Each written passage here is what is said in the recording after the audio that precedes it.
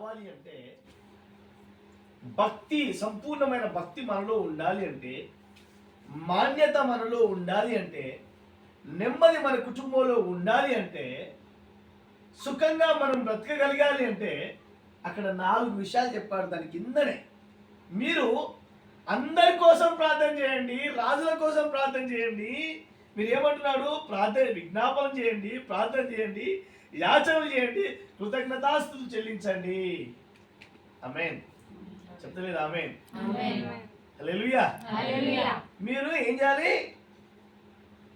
మీరు విజ్ఞాపన చేయండి. మనము యోబు దగ్గరికి వెళ్ళి యోబు గారిని ఏదైనా ఒకవేళ మనం అడిగితే, వెక్కువనే లేచి తన పిల్లలు ఏమైనా తప్పు చేస్తున్నారేమో అని ఆయన ప్రార్థన చేస్తూ, విజ్ఞాపన చేస్తూ, బలి అర్పిస్తూ, నా పిల్లలను నేను కాపాడుకోవాలనే ఆసక్తి యోబు